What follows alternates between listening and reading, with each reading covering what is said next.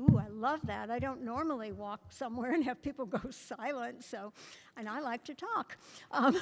My name is Susan Prosser, for those I might not know. I have the wonderful privilege of chairing the care team here at Mount Cross.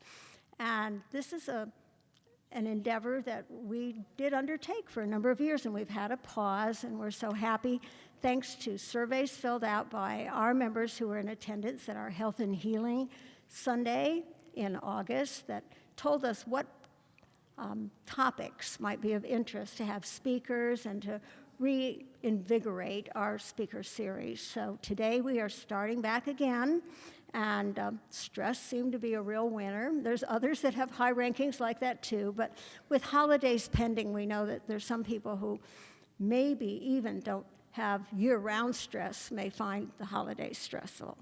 So a couple things, the refreshments are going to be ready for you under the cover of the pavilion when you're done here. If you are not familiar with our layout, you can look for one of us in the back as far as pointing you toward restrooms or any other things you need to know. So from that, I'll turn you over to Pastor Julie.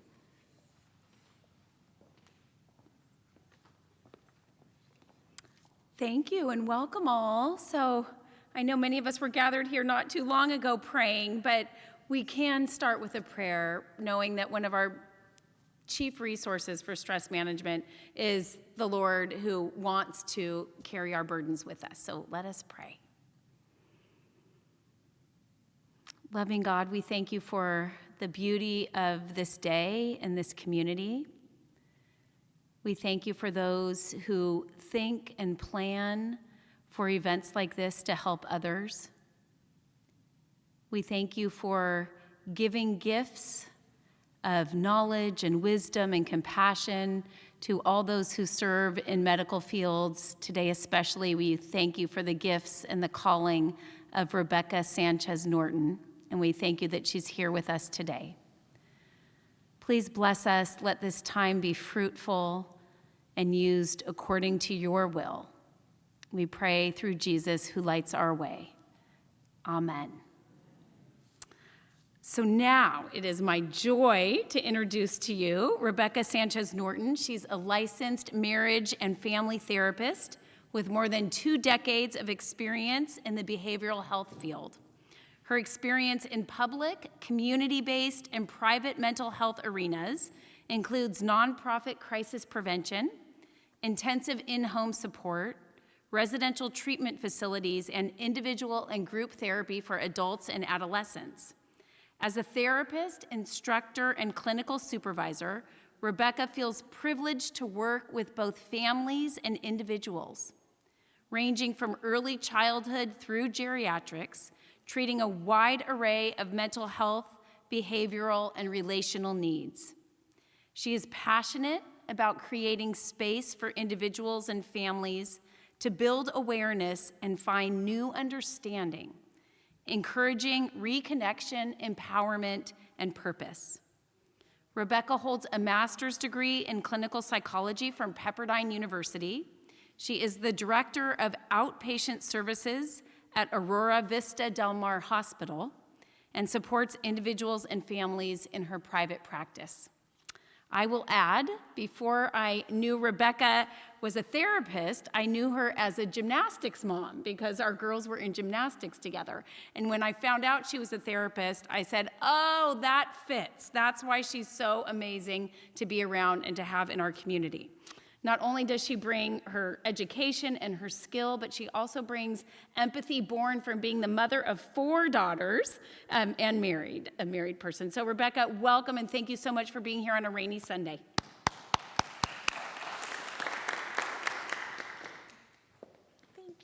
Thank you, Pastor Julie. And 4, they were in gymnastics so long ago together. Oh my gosh. But thank you so much for being here.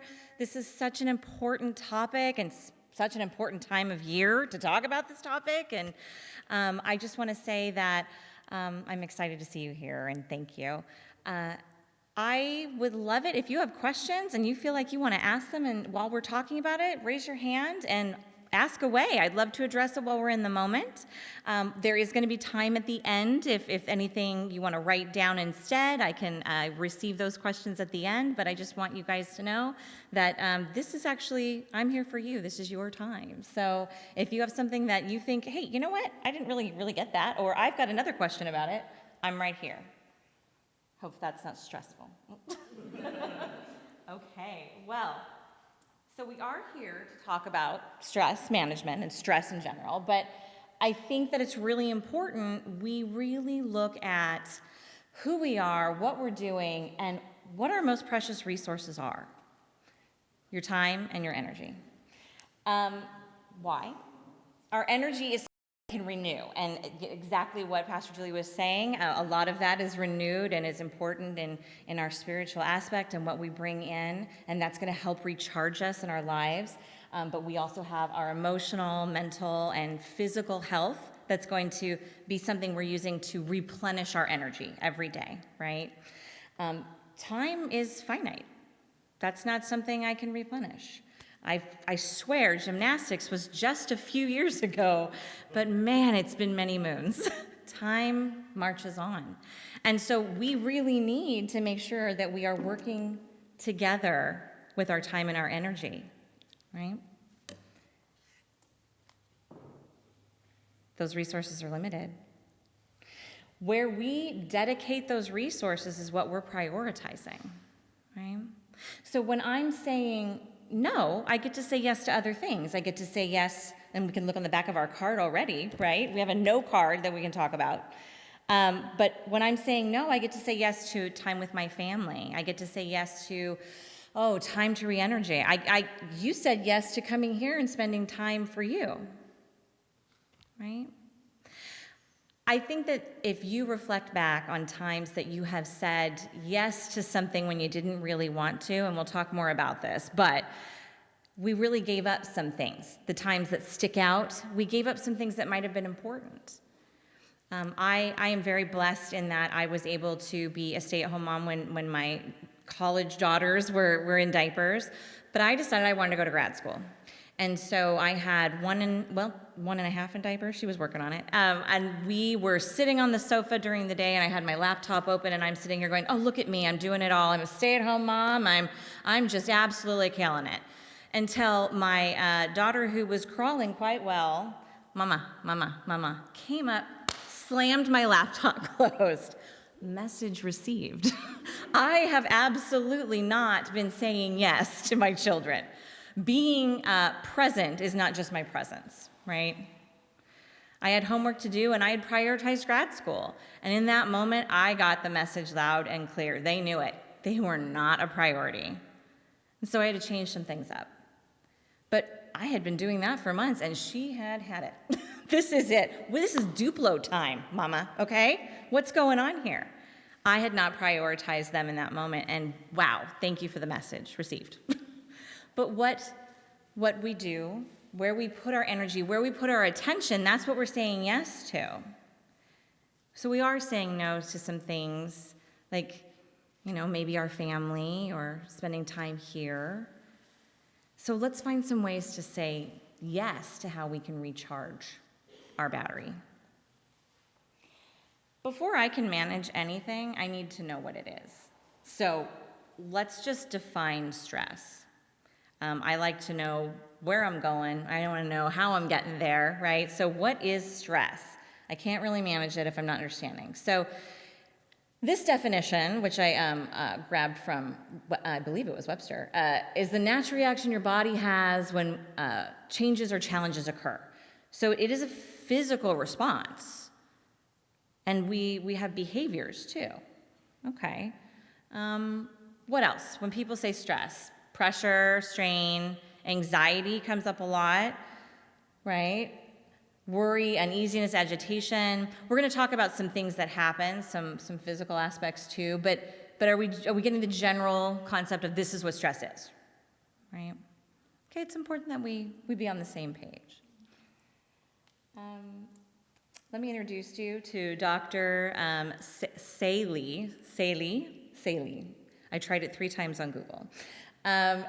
He actually was the grandfather of stress research. He was a pretty cool guy, and he is the one he was an endocrinologist. We can thank him for all we learned about the body and the thyroid stress responses too. He was a pretty cool guy.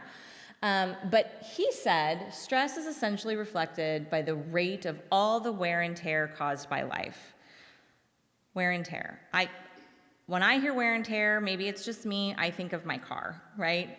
I automatically go there. And I thought that was really great of him to kind of recognize that everything that's happening with life, everything that's coming at me, that's causing some wear and tear. And, sometimes my tires are stronger than others, right? Sometimes, I'm due for an oil change. But the wear and tear of life is stress. There will always be stress. It's the levels of it and how we handle it, right? One of the things that I think is a really important little side note about the doctor, and I think this is also part of what we're going to get into about letting things go, giving ourselves and others grace. He actually was problematic in that when he passed away, they found out that like 90% of his research was funded by the tobacco industry. Bummer. But we are going to forgive him for that because of the time. But it's really, I think, important to know great things can happen in bad situations, and we can move on from that, and we can forgive him, and thank you. But yeah, he's problematic. So, Dr. Hans and Marlboro. Okay, so what are some ways our body tells us that we need that maintenance? All right, so we have these physical responses on the side. Insomnia can also look like oversleeping or having difficulty staying asleep. I don't know if anyone knew that, like that's one of the things of stress too. So sometimes it's hard getting to sleep. We have so many thoughts that are racing around, right? Yeah. And so sometimes we finally get to sleep and then we're waking up. We're waking up and sometimes we don't even have that same thought. We don't know what's going on, but it's disturbing our sleep. We're not able to recharge because that stress is continuing to deplete our energy. Headaches, that one is definitely something that is a common occurrence. And by the way, all of these things, the doctor found in all patients that were ill but didn't know. Like when he first started stress research, he said, look, gosh, all of these things are happening to these people with chronic illness that it's not connected to their illness. So what's going on? What is this common thread? And it's stress. Heart palpitations. Sometimes people you may know someone, you may have experienced it yourself, but when they're having a panic attack, if you've heard of panic, it feels like your heart is racing and you can't get it to slow down, and it's scary. It feels really scary, which is the increased blood pressure. Digestive upset, that is like, we got some tummy troubles. Like stress has kept a lot of people from going places, right? Or from, I'm not gonna go to dinner, I'm too upset, and we know what's gonna happen there. It's not the dairy, right? It's the stress. Rashes happen. Hives. Has anyone broken out in hives? Ever? Or known someone that has? That is not comfortable. Our body is like, we're at tilt. Yo, we got to bring it down. We are at tilt. This is too much. Muscle tension. So this is going to be a backache, neck ache. It feels like this, and maybe your shoulders are up to here. Exhaustion, not just because you're staying up at night. Yes, bald hand. Exactly. It's another great example. And that's so interesting that you said that, because that's a sign for those of you with young children, or you're working, you get to see any grandkids too. When you see kids walking around like this, they're stressed out. It doesn't mean that they're going to hit you. Not all the time, but there's a stress there. And sometimes it's an excited stress. Oh my gosh, grandma's here. But they don't know what to do with it, right? Sometimes it really is an excited stress. But sometimes it's, I don't know how to deal with this. So this is a good sign. Thank you for bringing that one up. This is a good physical indicator of someone you know and love is stressed. Let's go give them a hug, right? Dry mouth. Yeah. Or it just means you're talking too much, right, Rebecca? But so all of these things, this is what's happening to us physically. We're not choosing that. We're not, you know what, I think I'm just gonna not sleep tonight. These are things that are gonna happen to us when the stress is too much. Our body is gonna respond this way. Accelerated speech. right? Have you talked to someone, or when you're stressed out, are you finding like really rapid as you're talking on the phone? Okay, but mom, I really need to do this, or oh my gosh, can you go get this done? Or, maybe we're not being as patient with our spouse, right? And sometimes that speech gets really rapid because of the stress, because it feels more intense. The fidgeting, the short temper, but I think what's also really hard is, why are we feeling so irritable? That doesn't happen all the time, but is a really common one. Why am I so annoyed? What is making me so cranky? I'm overwhelmed. It feels like too much. And even if I'm not thinking about it in this executive functioning part of our brain where we're making all these decisions, even if I'm not aware, hey, this is what's happening with stress, this part of our brain that is just big and like lizard-like, and we just have responses and big feelings, it's saying, oh no, I know, this is too much. So we're just gonna make it really uncomfortable. So that's how I know I need maintenance. So there were some road hazards, right? What are those hazards in the road? What causes stress? This would be 97 slides long if I even tried to do a third of what can cause stress. So I'm kind of hitting the big ones. But what I want to say is this is normal. This is something, the stress that we're experiencing every day is something that happens with everyone. It's the levels of stress and how we handle it that we need to look at too.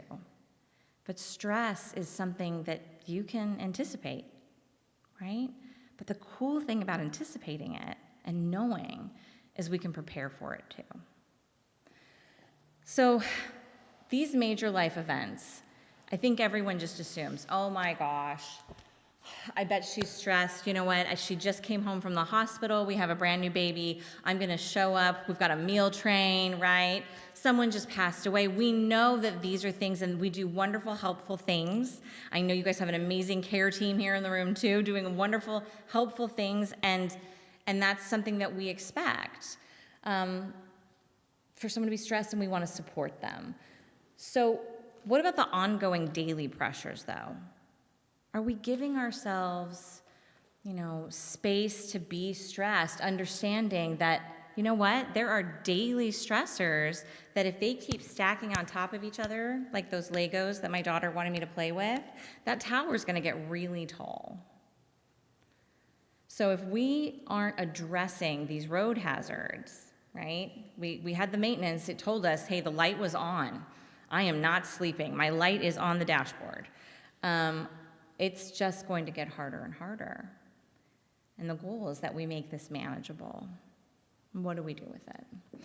So I think sometimes too, and maybe it's just me and the people that I'm talking with, but the grace we need to give ourselves it would be wonderful if it were equal to what we're giving to our friends and family. Saying, this is okay, I get it, I know you're busy. But if we could give that grace to ourselves with our daily ongoing pressure and stressors, that could alleviate a lot of that feeling every day. The expectations we're placing on ourselves tend to be much, much higher than we would place on someone else. So, you know what? It's difficult running a family every day. It's difficult, fill in the blank. What you're doing every day, I guarantee you has some difficulties in it. I guarantee it. So fill in the blank. What I'm doing, right, has some difficulties. And we have things that address it, and you've put things in place, and you have a schedule, and you've done things the way that works for you, but it doesn't mean it's not stressful. So know that it's normal, especially this time of year, to have worries about finances too. Oh my gosh, the stress we put on shopping for gifts and for others, and really just the pressures we're putting on ourselves are really creating some of that maintenance urgency.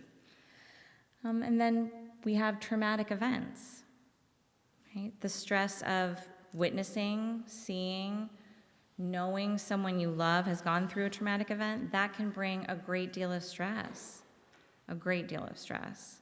So what can we do so that it doesn't become unmanageable. So because this chronic stress, when it has become unmanageable, starts to, we've got our Lego tower, it can really affect us in a way that you might not get on the freeway. You might think, what's going on? I can't concentrate. I don't know where I'm going. What am I doing? I am a together person. What's happening? But our biological needs are saying, you've got to deal with this. This is too much. So, how is stress management time management? I'm going to go back to our resources. What we are spending time doing is what we're prioritizing. So, finding a way to find time for the things you want to do and need to do is actually going to decrease your stress. Right? And I'm not just talking about, hey, I'm doing laundry at 1 p.m. or I'm mowing the lawn on Saturday. I don't mean that kind of time management, though that might be very helpful. It's not just a structured schedule. It's really going, what is the goal? What is the purpose? What is the meaning of things that I'm doing? Being intentional in what we are investing our energy and our time into. How many, and again, maybe just raise your hand, how many people find themselves doing a lot? Okay, I thought this looks like a lot of people doing a lot, right? How many times, in a day have you asked yourself, like, can I get this done? Right? You got some little pep talks, I can do this. Maybe I'm feeling like I can't. Maybe I'm calling someone, I need a pep talk, right? Finding some ways to get it done. But there were quite a few hands in the room. I would say most of us are saying sometimes we feel like we might not be able to achieve all of these things. So prioritizing where we are investing our time. Because remember, when I say no to something, I'm saying yes to something else. I really do want you to think about that just for a moment. I'm going to take a moment to pause. What is something, you can share it with the person next to you or just hold it in your heart, but what is something that you've been saying no to that you need?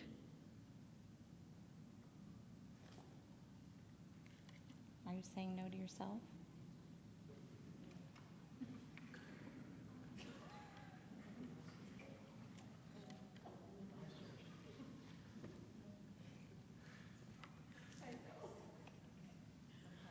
I loved it. I heard it, but thank you.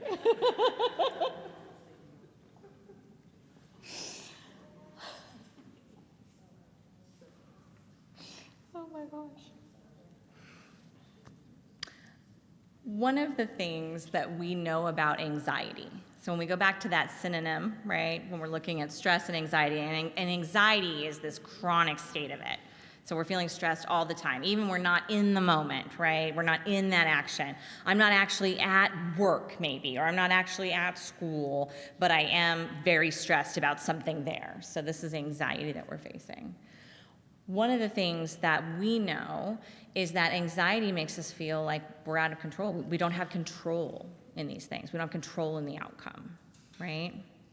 And so setting limits and structuring and scheduling for yourself, you're actually taking back some of that control. Because that is something that you are capable of managing. That is something that you do have control over. And I wonder if this is helpful for you. I have found it to be helpful when talking with others, is remembering when I'm feeling anxious, I'm feeling out of control. So asking myself, what is it that I'm trying to control right now? Why do I feel out of control? Taking a pause and a moment to say, what is that? Why do I feel that way? Yeah. Yes, please. Oh, I'm sorry. Okay, when one feels overwhelmed, stress, why do we choose to escape in games, TV, etc., instead of good time management? Oh, that's a really great question. That is a really great question. Thank you. So it's actually our body we like lack motivation. We stop getting motivated. What's happening is our body is shutting down. Our body is giving us that road hazard, like road maintenance light again, and it's saying, this is too much, you need to recharge. And I'm not saying TV is absolutely the best way to recharge, but if it gets you to pause for a moment and stop, then that disassociation, that stopping is what you need, right?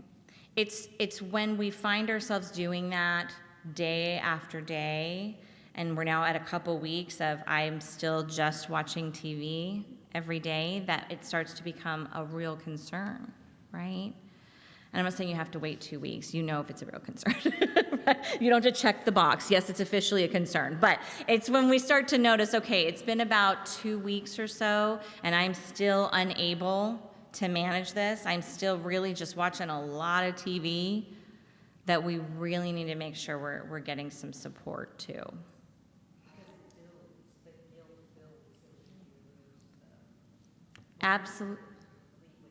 Absolutely. So she was saying that the guilt can build, and so more Legos again. It's just adding stress, but it really is a vicious circle because it's really like, I can't get it done. Ugh, I'm gonna have to sit here, and now I'm sitting here and I'm depressed about this, right? And it's not getting any better, which means I'm still not getting it done, and it just you start beating yourself up. Who here has beat themselves up before? Yeah. Has that been very helpful? No. Has that created a little bit more stress, maybe? Now we feel even more crummy about ourselves, right? Uh-huh. Yeah, for sure. I'm one of those people that I'm in a stressful situation, so I start doing a lot more other jobs, just to detach myself. And that it compounds, I think, the stress. So I guess that's another way of not helping yourself. Well, so you took on more, Yeah, right? You're saying, right. this is too much. You know what I'm going to do? I'm going to take on more, right? And it's actually, it's your version of the TV, right? It's very stressful, though. It's very stressful. And so you're not allowing yourself or your body or your soul to recharge in any way. And I think, and similarly to the shutdown, it gets really hard too, because I wish I could just get this part done. And so then we go into self-beat up, and it's not getting any better, and the stress is getting worse. So time management, when we're doing too much, can also, remember, we want to go back to, I am not going to do that. I'm going to tell myself no. It's not just telling others no. I'm going to tell myself no, not right now. This is too much. This is too much. So today I'm only going to allow myself to do this, right? Has anyone gone into a really stressful situation and I can even think, we'll talk about the holidays a little bit too, but even think of like going to someone's house that might feel very overwhelming and you just suddenly feel exhausted. Like you walk through the door and you're like, where did all my energy go? What just happened? Just depleted, right? It's normal. You'll see with family that has a lot of arguing during the holidays. Grandpa's asleep on the sofa, not because he didn't get enough sleep last night or ate too much. He's stressed. His body said nope. Right? He didn't think about it here, but this part of his brain said, I'm going to protect you. You're going to sleep. You're too tired for this. And it's your body's way of shutting you down. It really is a protective action, falling asleep in those stressful situations. Interesting, right? Mm-hmm. So when you know you're going, I'm sorry? You know you're going to go in? I apologize. Thank you. I get it. It's recorded. So when you know you're going to go into a stressful situation, how do you prepare for that? Because you know it's coming, and this is not a time you can say no. That is really great. And if you're jumping ahead to slides, you are on it. You got it. We're going to get there. I promise. No, that's a wonderful question. Thank you. But a lot of caffeine. No. So, yes, a lot of caffeine. Planning ahead. No, it's a really great question. Oh, no, I have a daughter coming up with the surgery, and we get along, but we are also. Yes. Yes, I understand that one too. Absolutely. So that's but planning ahead is that time management piece again. That's where we're putting our energy.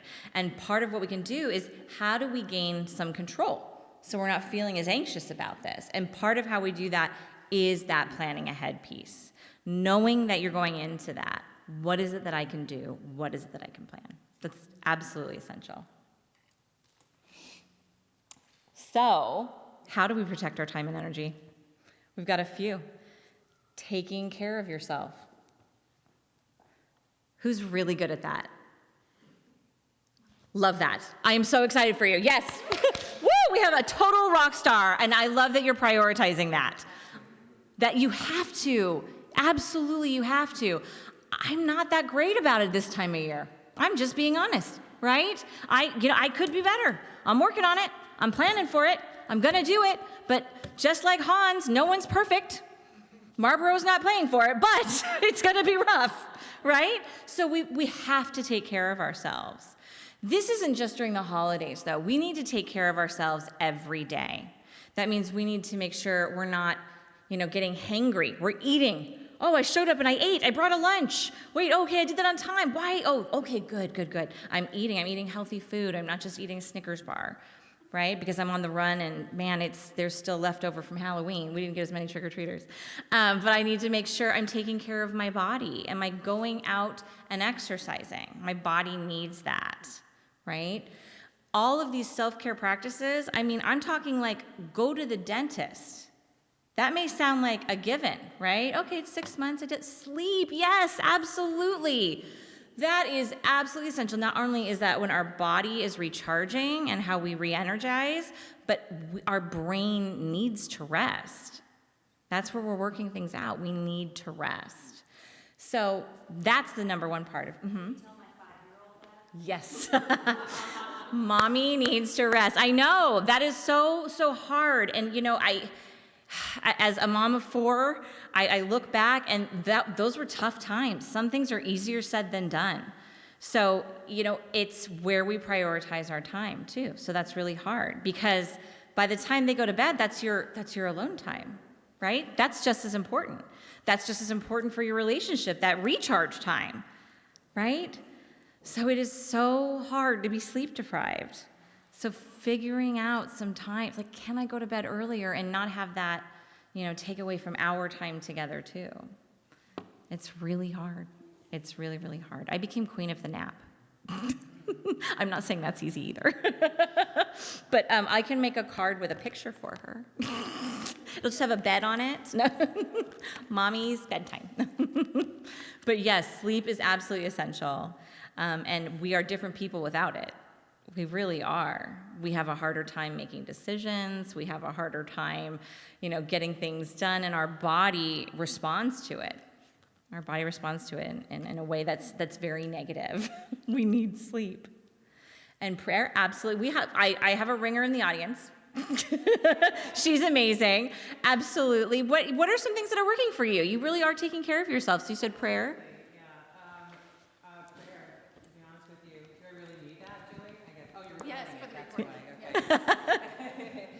I have to say that sleep and prayer are my top two. I try to recommit myself to God every day to know His will and let Him lead me, and that relieves a lot of stress because I put it on Him instead of on myself. And you can ask my mom, I sleep a ton. When I am not working, that is what I am doing. Okay, do I get hooked up on Insta sometimes because the videos are hilarious? Absolutely.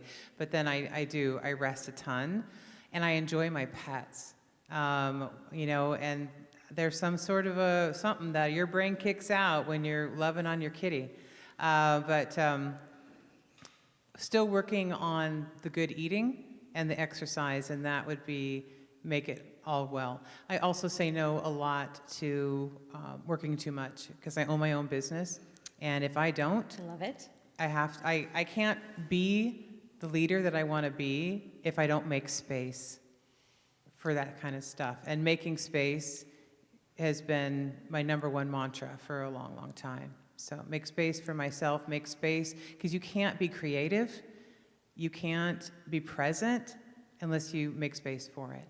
So, Absolutely. yeah, and you can give me that 20 later as your. Absolutely. Yeah, okay, thanks. But we spoke all about self-care and time management. That time management piece, those boundaries, those no's, having those no's, those limits, that's actually been imperative.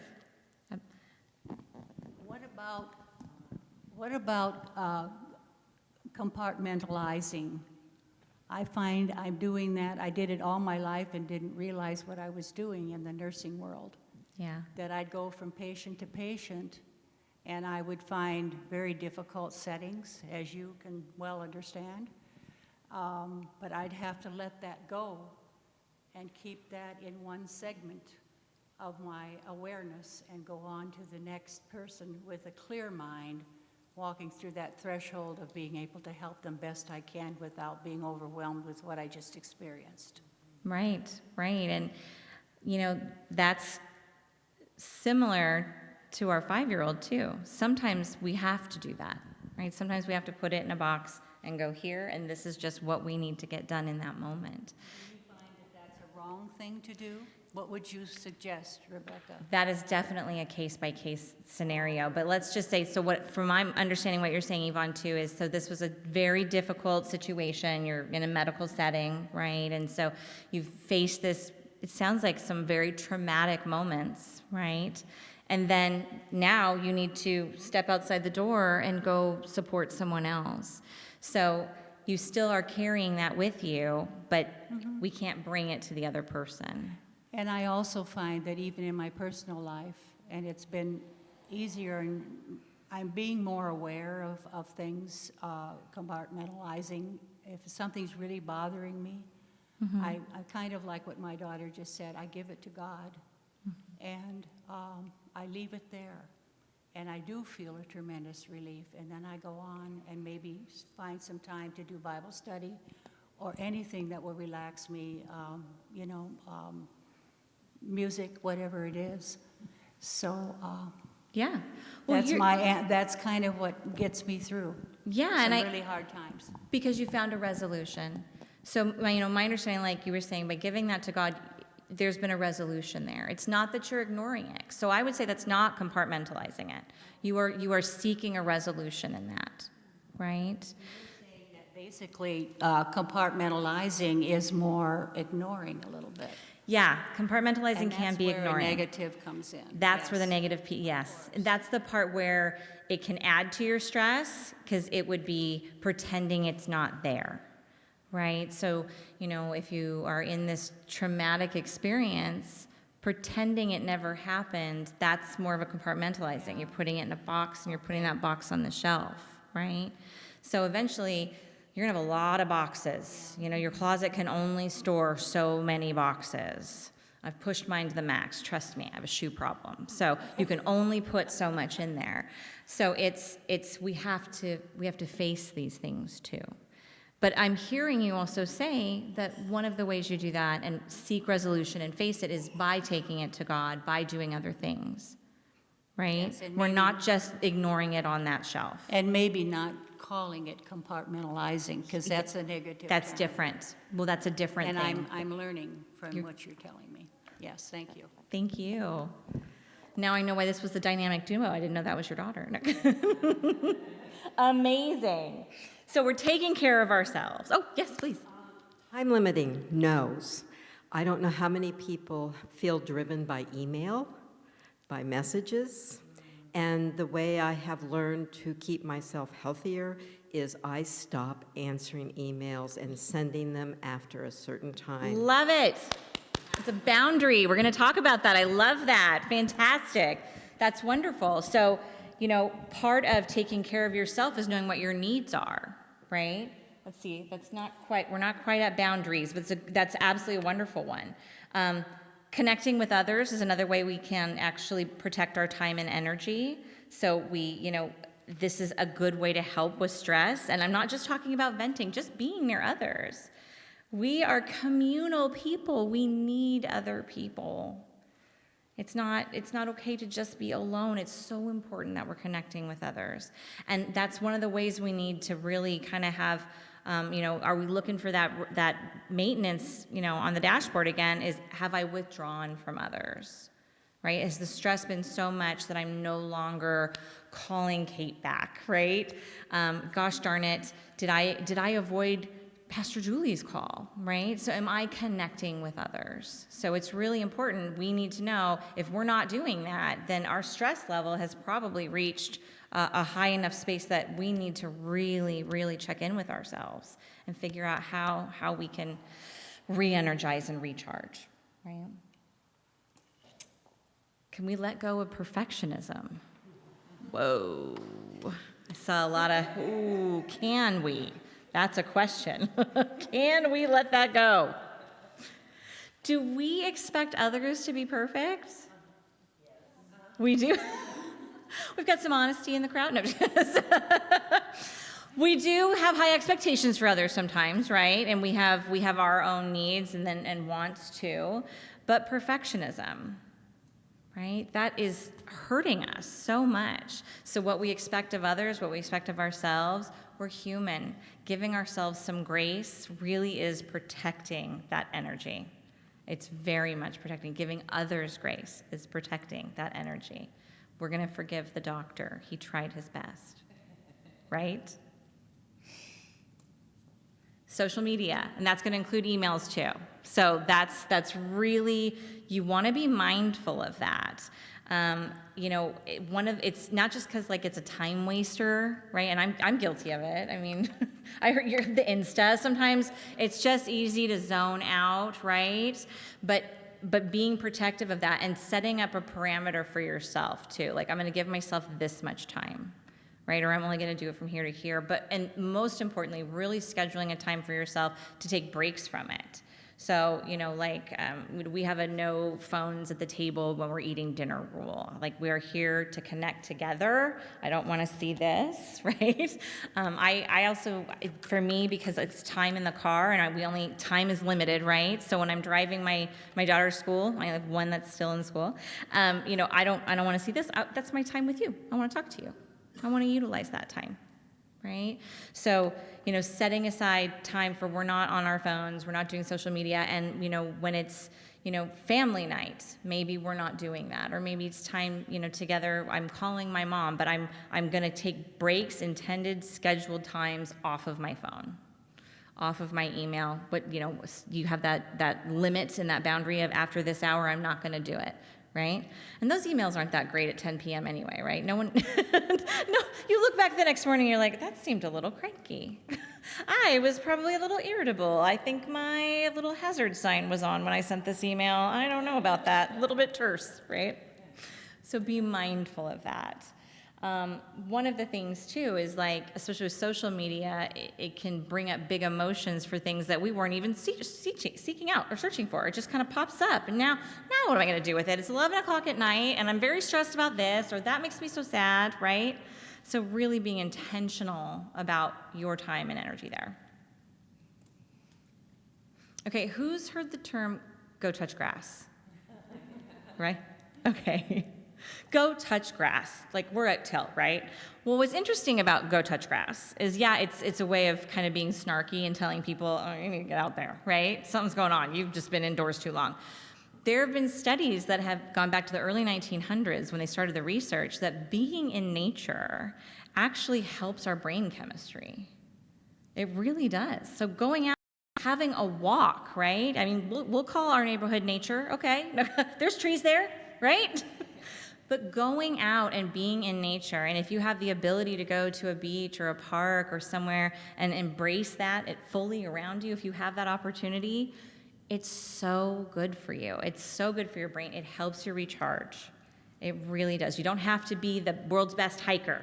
Just go and touch grass, look at the trees, look at the leaves, get out and be with nature.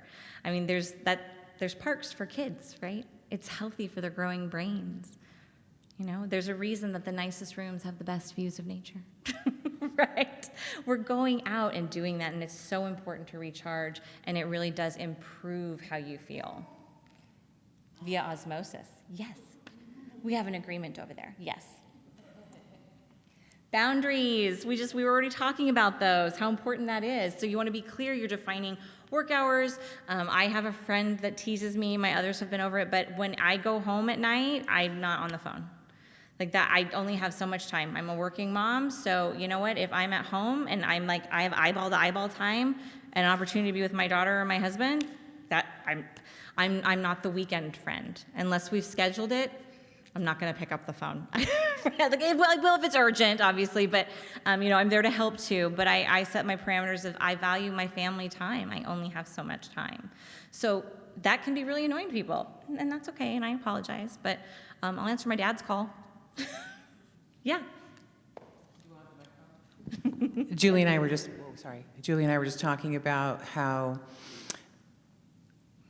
work will interrupt your work too, in a way where, like, for example, if I've got a whole list of tasks I'm getting through and all of a sudden I've got 3 messages from customers and a CNN update or a political thing that comes, and then my kids, you know, it's just, you got to stop. Sometimes I actually flip my phone over and it faces the other way, and I commit to myself. I have a business journal with the list of things I need to do, and I commit to those before I go look at that message from the customer, the new message. I got to do the other 15 customer messages first, but it distracts you and it takes you away from what you're doing. So the customer doesn't know I flipped my phone over and said, leave me the heck alone, you know, Absolutely. but I get back to them later.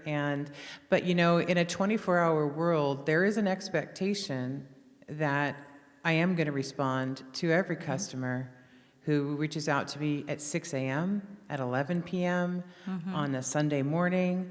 And I am lucky that I can say no. What would you suggest for people like Julie and my mom who basically, I don't know what you do for yourself, but they're potentially on a 24-hour clock? You know, if someone has an emergency or what have you, it's really, really tough. There are some things you just can't say no to. I have the ability to say no, but not everybody does. So, or you could share how you manage it.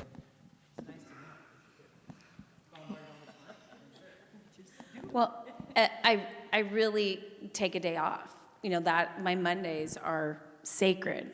Very rarely will work. You know, but if there's an emergency, fine. But just knowing that there's a day coming up, so that in the spiritual tradition, that's a Sabbath. You know, really honoring that is one thing that I do. What do you do, Yvonne? Well, I'm not nearly as busy as you are, so there really isn't a comparison, but I will pick up calls. I have done that all my life, been on call in my business world, in nursing, and it wasn't that it was just that I could not respond to certain situations, and even if it was 2 a.m. So, but that's a whole different world than business or other things, and Pastor Julie has that too. If one of her congregants calls and they're in the hospital and it's a critical setting, I've known this dear lady to go out at all hours of the day and night and be there at the side of that parishioner, which is the most wonderful thing. Absolutely. And I think, like you said, there's a difference between what you can say no to and things that you can't and times. But, you know, as someone who also is on call with hospital settings for psychiatric crises as well, you set up boundaries where you can. So in other spaces, and it's part of why I am so protective of like my family time. I have 2 phones. I always have 2 phones. You just always have 2 phones. So for me, so it's on, but it's also, I'm not checking it constantly, right? It's there, it's available if there's an emergency. And part of it is, you know, people respecting boundaries. They're only going to call if it is an emergency. Right, so I'm, you know, I don't want to speak for you, Pastor Julie, but I'm assuming if you get a call at 2 a.m, you know that's an emergency, right? They're not calling just to say, I'm feeling a little stressed with the holidays right now, Pastor Julie. Right? They're not going to call you at 2 a.m. for that. So that's, sometimes it's part of the gig, right? Similar to, moms don't get to take time off. If I've got the flu, it doesn't matter. I'm still there making sure you're eating. I might, hopefully call someone, connect with others, and get some help if I can from family and friends. But there's certain things we can't say no to. So it's so, so important to manage the time and energy everywhere else where we can. Right? Uh-huh.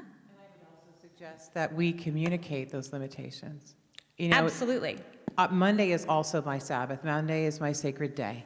And the people around me know it. The customers don't know it, but I actually tell them, why didn't you get back to me? Well, I really don't work on Mondays. And so there's an expectation there. There's a built-in expectation that we don't call Julie at 2 a.m., but it might still happen. But if we communicate it to the people around us that I really want to try to keep this time sacred, or even extend that to congregants, just communicate it, because Define, yeah.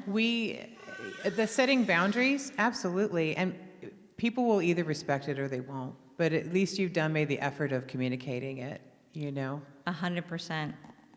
Just for the record, it's a lot easier to be a pastor on call all the time than to be a parent of young children. Like, nothing is harder, I don't think, more stressful than being a parent of young children. So I agree with that. So much kudos to our people who are doing that right now. Let's hear it for family. No, for real, honestly. And that is a daily stress, right? That the hardest time of my life ever was being a stay-at-home mom. This is the hardest thing I've ever done where that was my full-time focus. So I just want to mention that I'm on the other end of the spectrum. I feel so stressed out if I don't answer emails or messages or get back to people. I mean, it's kind of like, I'm not obsessive compulsive, but it's almost like if I don't get this done, then it's on my mind, and I really don't want it on my mind. So I'm one of those. Matter of fact, I just got a text right now that our contractor's not going to remove the playground until Saturday, and I'm going back and forth on the text when I should be listening to you.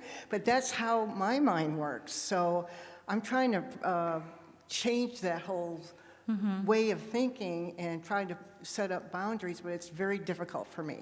Right, and that's that pressure that you're putting on yourself too, right?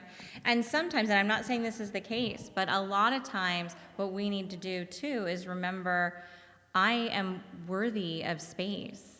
And people value and need me, and they can wait for me.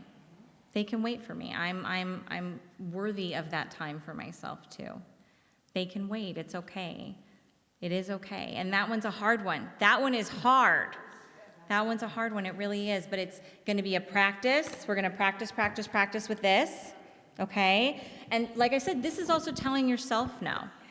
This is setting your boundary and honoring your own boundary and your commitment to yourself too. The boundary, like, the examples we had about like specific days and times, that definition is so important to have clarity in that.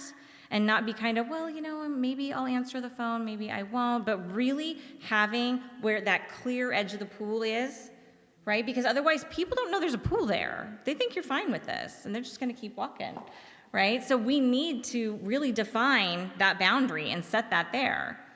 And we need to define it for ourselves too, and we need to honor that commitment to ourselves, because where we're putting our time and energy, and we clearly, with this stress, need to be giving ourselves more time and energy to recharge, more time and energy to heal. So that perfectionist thing and answering emails, messages, or whatever, what I have learned, and part of the reason I have drawn that line is I'll go to write an email or answer a message, and I'm going, I don't think I better be doing this. And so it cuts the perfectionism.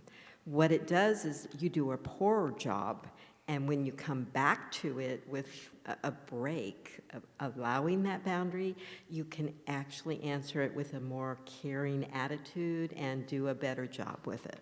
And look at this. Learn to say no. Learn to say no. Right? So, who has heard this before? No is a full sentence. You haven't heard that? I found that profound. Like when I heard that, it was just a couple years ago when someone said that to me, and I've been doing this a while. I was like, no is a full sentence. That is a full sentence. I don't need to tell someone 97 reasons why I can't. That's me feeling bad. Why do I feel bad? Why do I feel guilty that I'm prioritizing something else? Right? No is a full sentence. It's communicated everything clearly. No. Okay, but really, it's not that easy. Because I'm here to tell you that if, at the hospital where I'm working, if the CEO came in and said, Rebekah, I need you to do this, and I just said, no, that doesn't work. That's not appropriate. If someone asked for, we're having a gymnastics event, can your daughter go? No. That feels really rude. That feels really like I need a little more to that.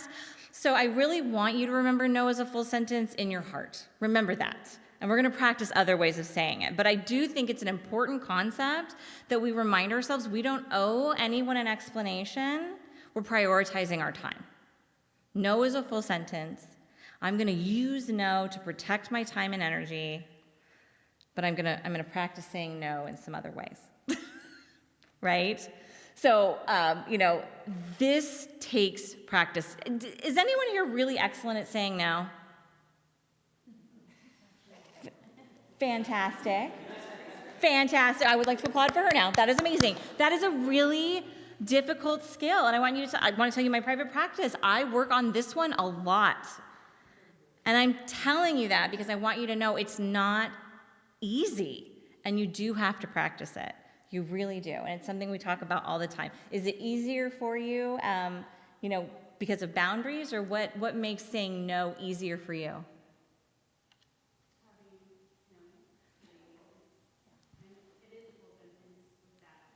Absolutely. So having an amazing baby to care for, no is a full sentence, and I think people are accepting that too.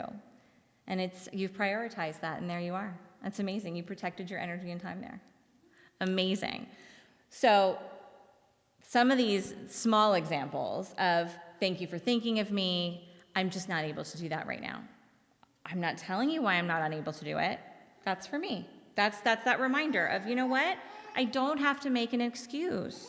I'm just unable to do that right now. If someone said that to you, would you be thinking, oh, so rude? No, absolutely not.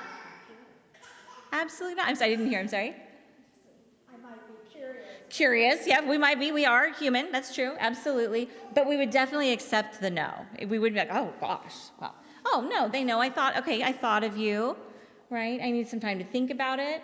The pause and reflect, let's, definitely be careful. That's really for you to take careful consideration, right? Sometimes if someone asks you something, you want to think about it. Especially if you're used to always being there for someone. I'm the yes person. Yes, yes, yes, yes. Oh dear, I cannot fit all of this on my plate. That pause and reflect is being protective of your time and energy. It's not to be used for, I don't feel like telling them no. We're not gonna, hook them along, right? We wanna make sure that one really is that's for you to be protective of your time and energy. Let me think about this. Let me give you a call back tomorrow. That sounds great, but I don't know that I can just yet. Let me give you a call back tomorrow, right? The alternative, right? We do want to love and support our friends and neighbors and family, but sometimes we just can't. So what's an alternative? I can't be there that weekend to help you move, but you know what? I've got some time tomorrow if you want help packing up. What's an alternative? I'm saying I care about your needs. I care about you. I hear you need me. Thank you for trusting me enough to reach out and ask. That's a vulnerable thing too when someone asks you for help, right? So an alternative is really nice. If it feels safe and these are people that you love and trust, I really encourage the honesty.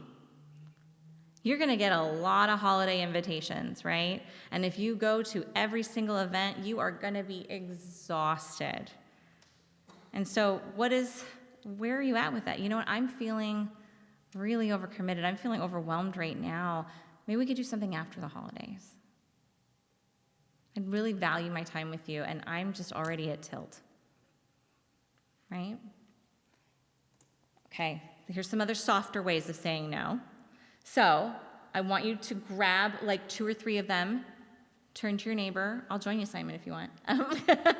And just practice saying a couple, because it really does take practice. Just 1 or 2.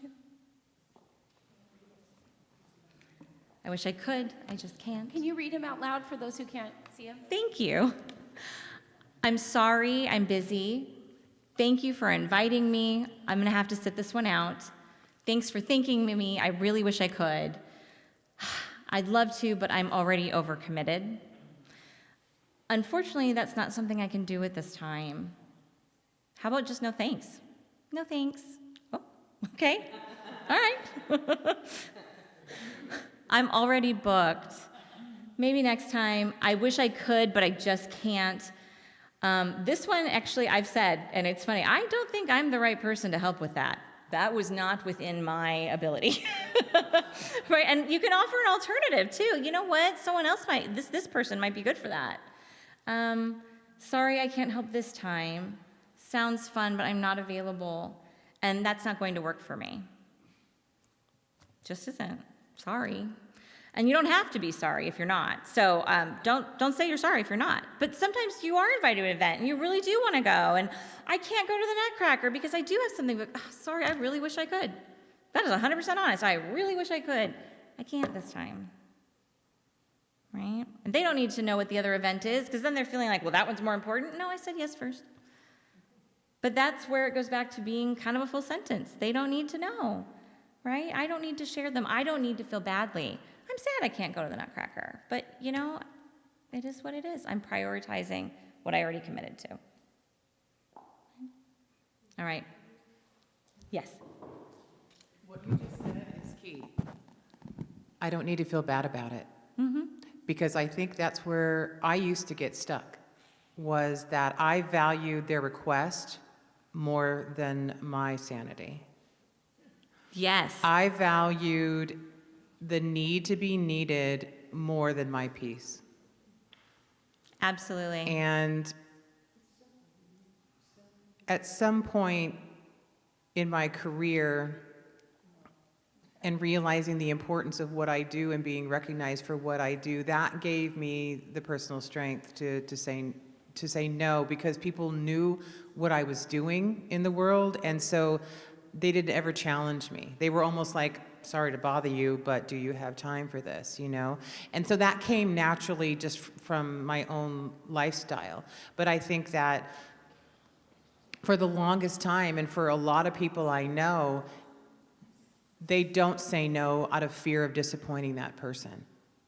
And there's guilt that goes along with saying no. So I assume we might talk about that coming up, or can we talk about it now? We can talk about that. I also want to say that guilt piece, Pastor Julie made the card.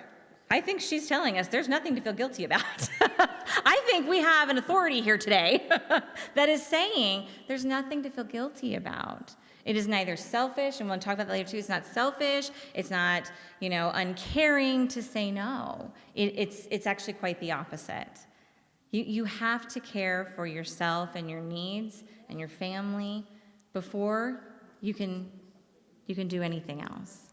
And if you are depleting all of your energy and resources, if you're giving them away because you feel guilty and you're prioritizing others, it leaves you empty and filled with stress. Put your oxygen mask on before you help the person next to you. Absolutely. Absolutely. Because without that oxygen mask, the alternative is not good. It's not good. Absolutely. So this is something that you really do need to practice. And it is hard, but it gets easier. We have a witness now. She said that. It gets easier. So we're just going to keep saying no. Right? Do you feel good when you say no? Sometimes it feels good? Good. Because and that's what's so great about the other side, what are you saying yes to? If you find yourself feeling a little uncomfortable and gosh, I feel really bad, I'm telling them no, that I can't help them move, or I'm telling them no, I feel so guilty. Okay, but what am I saying yes to? Refocusing on that. It'll get easier when you're reminding yourself, what is it that I'm saying yes to? Because it's actually also really important to say, no is not withdrawal. I'm not saying shut down. That's not what the no is, right? We're not withdrawing. What we want to do is engage in what's meaningful and necessary, right? A lot of the examples that you were talking about in terms of saying no were like saying no to friends on holidays or being asked to do fun things and stuff like that, and that feels a lot easier. But what about when it's family asking you for things or asking you for help and stuff, and like, how do you say no to that? That takes practice. Yeah. And it's the same thing. And I think with family, especially, family, we all have different dynamics, right? And sometimes there can be some difficult situations or people that remember Grandpa's going to sleep on the sofa, right? Sometimes it's a lot harder, which means the no's are going to be a lot more difficult too. And it can feel so uncomfortable, but it's no. Hey, can we do Thanksgiving at your house? No. No. Can you come why don't you bring the turkey and like 9 side dishes to my house for Thanksgiving? No. That doesn't seem reasonable either, right? But it's going to be willingness to prioritize your time and energy. I don't have an example because it's all different. I'm sorry. So if there's something that you feel comfortable with, we could all practice a no too. But there's a piece of really just having to prioritize what's meaningful, right? And so, like holiday fun events, yes, that might seem trivial too, but the bigger ones are even more important. Those boundaries are even more important, and protecting your energy and protecting your family time is what's worth practicing for. So no, why not? It's not going to work for me. I just can't. I don't understand. Why not? Because your family's going to push, right? Your boss is only going to go so far. Your neighbor's only going to go so far. But your family, they love you. They want something from you. They're going to push, right? Why? Why can't you go? Pastor Julie, you always go, right? You always do this. No, not this year. Why? I just going to not do that. You don't have to get into it. You don't have to. That's the hard part. You enjoyed the no? Just no. That's really hard. I mean, I tend to go to humor even when that's just who I am. So when my family gets a little like, I go to humor, always have. Be who you are. So whatever that no looks like is who you are. If that comes across as really inappropriate, don't use the funny one. That's the only advice I will give there, right? Be you, be authentically you, and what that no looks like. And for some people, it's gonna be really hard. I had it on another slide, I'm sorry I didn't read that part, but if they're used to you saying yes, no is gonna be really hard for them. You're gonna get some pushback. It's gonna be a while. If people were calling you, example all the time, customers were calling all the time and they were getting a response about a park on a Saturday maybe, right? If they were getting a response, then it's gonna be shocking when they don't. Wait, what just happened? She didn't do that. She didn't respond until Monday. What just happened there? Right? And so anticipate that. Don't let it discourage you. Anticipate that no is gonna be a little difficult at first. But remember what you're prioritizing. And 5-year-old's a great excuse. A 5-year-old. She said a 5-year-old's a great excuse. Right. Right, it's, and it's hard, and sometimes when there's family traditions that have been established, if that's what you mean too, that can be very difficult too. When I had my second, and I have 4, but it was always, we traveled to grandparents. I said, you know what? My house is open. Come on down, right? And that it changed the whole family dynamic because I'm the oldest. I had the only grandkids at first, right? So no, everyone can come. You're all welcome. We're not going anywhere. I have littles, absolutely not. So that was hard at first, but things changed because what is the purpose? What makes it meaningful to you? And I know you love your family and you're not trying to start any kind of an argument and you want everyone to be happy, but not everyone can get what they want. Remember that scale? We only have so many resources. Everyone wants something, including us, So what's meaningful? What are we prioritizing? Because the stress we're putting on ourselves to please others, right? To make everything perfect, to get it all done, this can become unmanageable. And so that protection of your energy and time and that no is so ultimately the most important thing. Mm-hmm. Would you also say that it applies to saying no at family gatherings to certain topics because you know? That's setting a boundary. Yeah. That's absolutely setting a boundary. This weekend, let's enjoy the family and not talk about religion. Let's not talk about politics. Let's not talk about Jeffrey Epstein. Let's not talk whatever happens to be. I would like to agree to all of those, yes. I say yes to the boundary, yes. So setting that boundary of, hey, this weekend at this event, we're not going to talk about Jeffrey Epstein. We're not going to talk about Palestine or Israel. We're not going to talk about politics. We're not going to talk about it. We're going to curb those topics while we're here and enjoy our time together, right? And if someone can't honor those boundaries, that's a conversation, because that goes back to what's the purpose? You're not being there to police people's thoughts, right? No, you're setting that boundary to create a safe space, a space for us to enjoy our time together, and eliminating those options is going to make it much more enjoyable for everyone together, right? It's just as important as no phones at the table. It's the same. Absolutely. Absolutely. And sometimes, it may take an extra reminder the day before, but I do know families that set parameters that way too. That's actually, it's done. I promise, it's a thing. It's a thing. And it's important if that's what makes it meaningful and purposeful for you, right? Because what we're trying to do is eliminate stress. We're decreasing the stress. What is the whole point of doing these things, right? We want to decrease the stress and enjoy our time together. So set those parameters and those boundaries. Say no, even if it feels icky at first. We're practicing, and it will feel much more comfortable.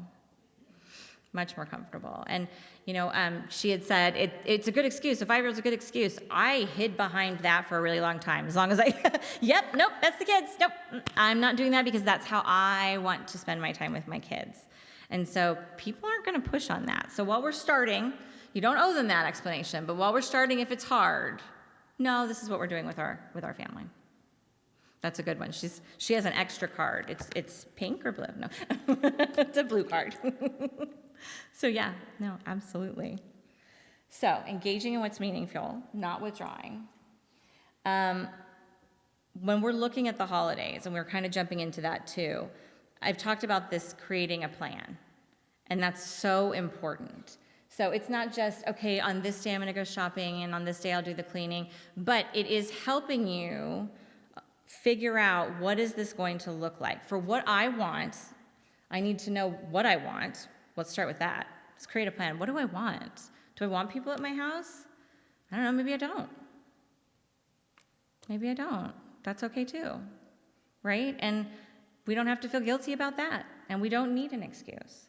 But maybe this is not the season I have people in my home. Maybe I don't want to navigate the Epstein and, I just don't want to navigate that conversation. Maybe that's too much for me right now. Maybe my hazard light is on my dashboard and I'm saying, that's not me. I'm not the one for the task this time, right? That's okay. And that's not selfish. And that's protecting your energy so that you can do what's important and meaningful. And it will decrease that stress.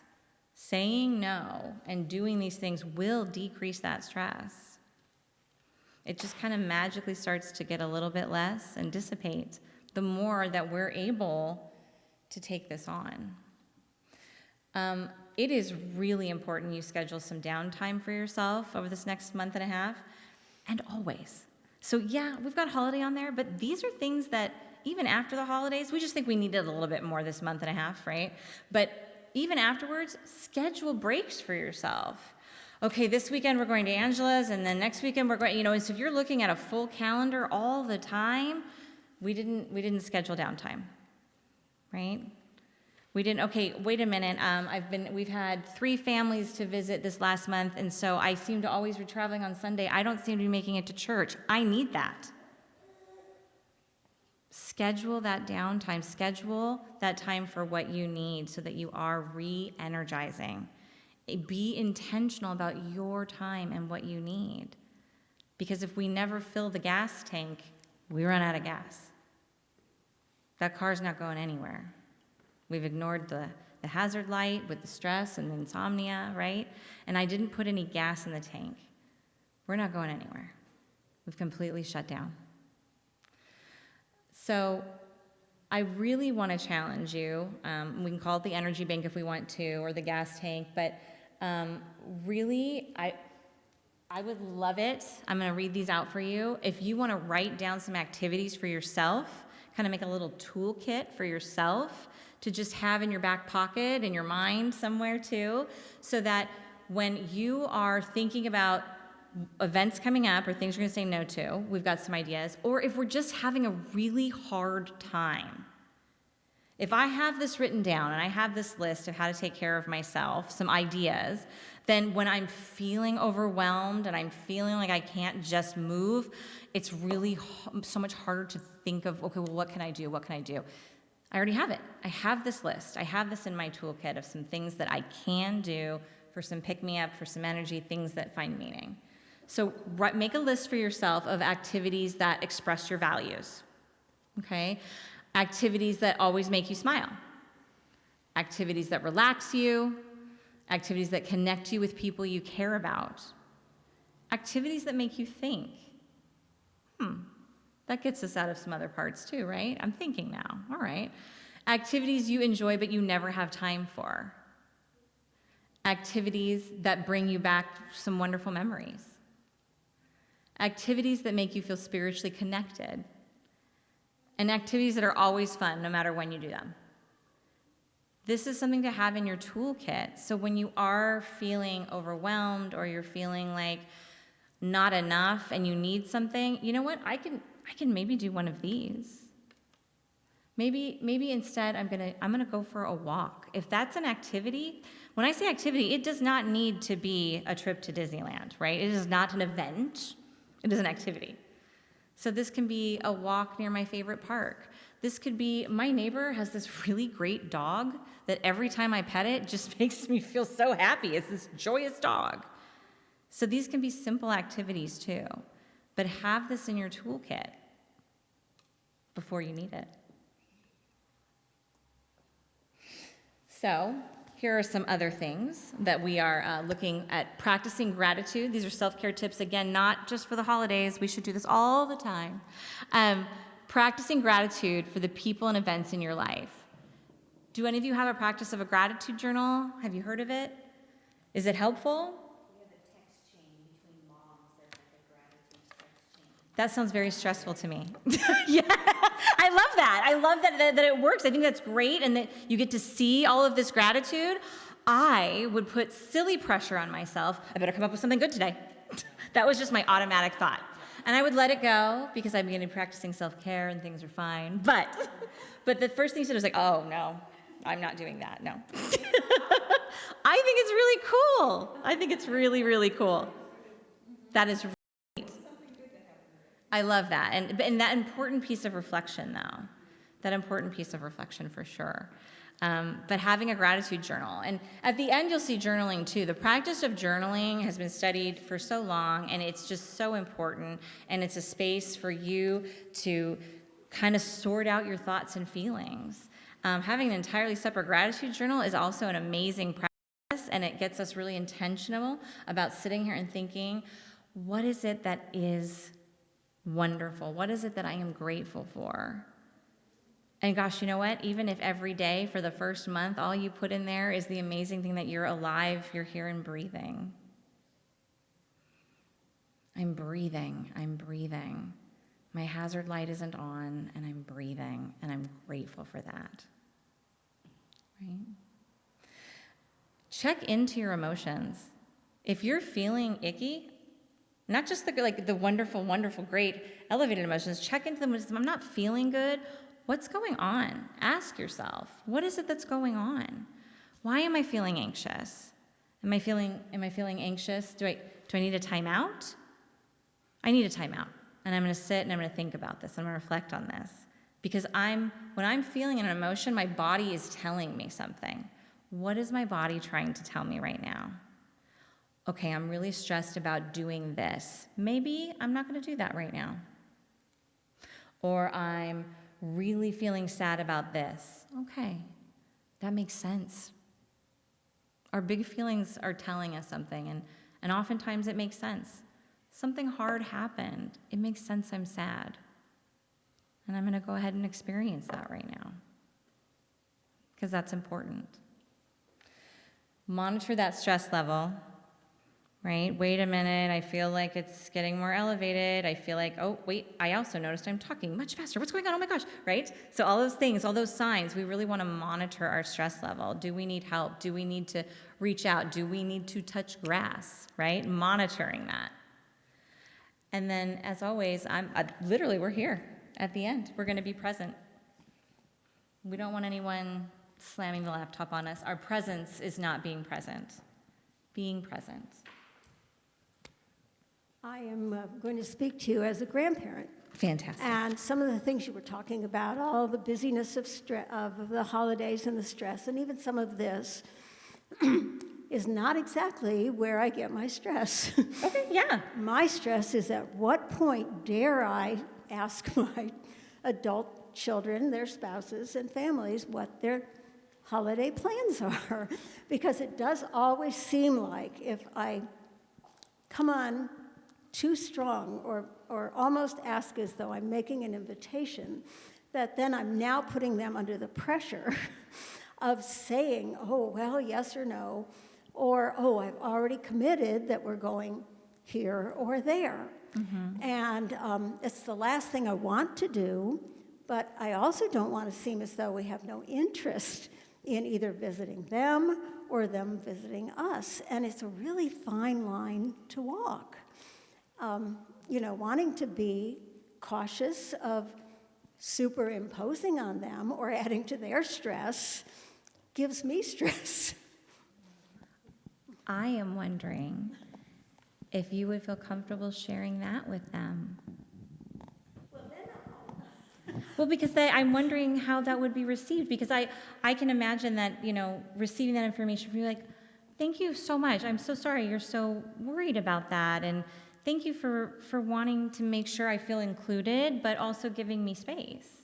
Well, and then ultimately, if we make a decision, there's no way we can it's very difficult to have everyone together. So if we choose to go to Northern California, it's not possible, like with Christmas, to be with the family that's in further Southern California. So then there's that thing too.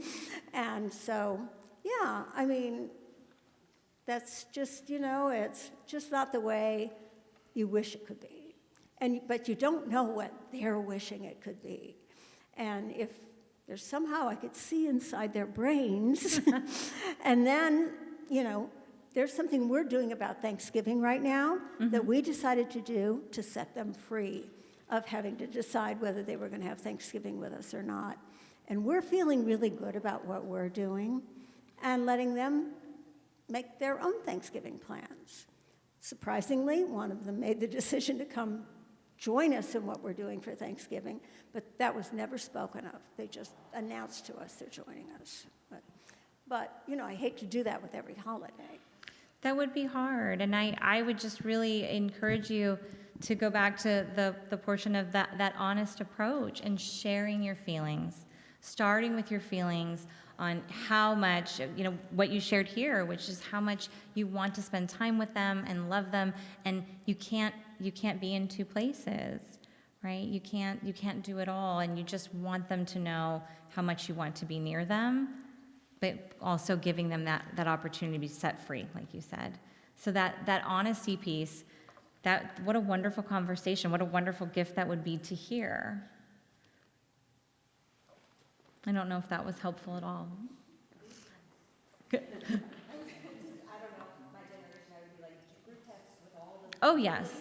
Because then the one message gets sent to all of them, like you're not having to change the, like you don't say something slightly different to each sibling or something like that. They all get the same message at the same time. So the group text, so all messaged at the same time, and yeah, I think that's a really great suggestion, but that communication and that conversation. And so we have ended. I want to give you guys, if there's any more questions, because I think we're at 3 o'clock. Are there questions that are on your cards?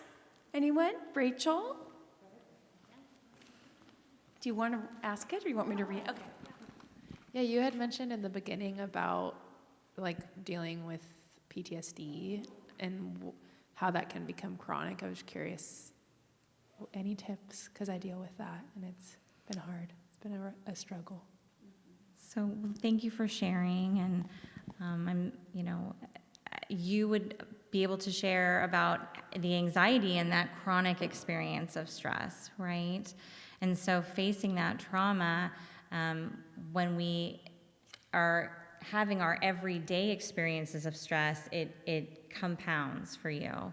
For anyone struggling with trauma as well, it's just going to be a different baseline. So if our traditional day starts out like a little bit stressed, when we come in with trauma, we're a lot bit stressed in the beginning, right? And so the everyday stress can feel a little bit harder. So going back to being extra protective with your time and your boundaries with yourself too.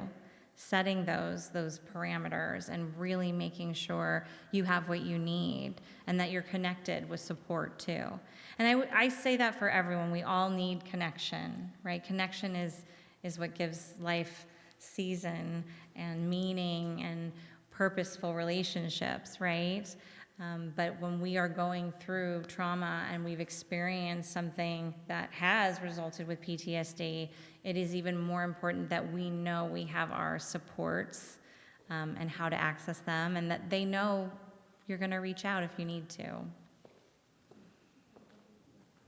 Thank you. I thank you so much, everyone, for all of your questions. This has been a really wonderful Rebekah, experience. thank you so much. Makes me realize that we could have gone on because this is a really important topic. So thank you to the Health Ministry and Care team for bringing this to us. Thank you, Rebekah. And Rebekah, would you stay and have snacks and maybe let people have one-on-one consultations real briefly out there on the patio? Yeah. Yes, we know you could say no. And that's how you know I want to be here. Yeah. Great. Okay. Yep. Thank you all, and thank you to those who are coming onto our video. If Mount Cross can serve you in any way, we're here for you. So please seek us out. Let us do that.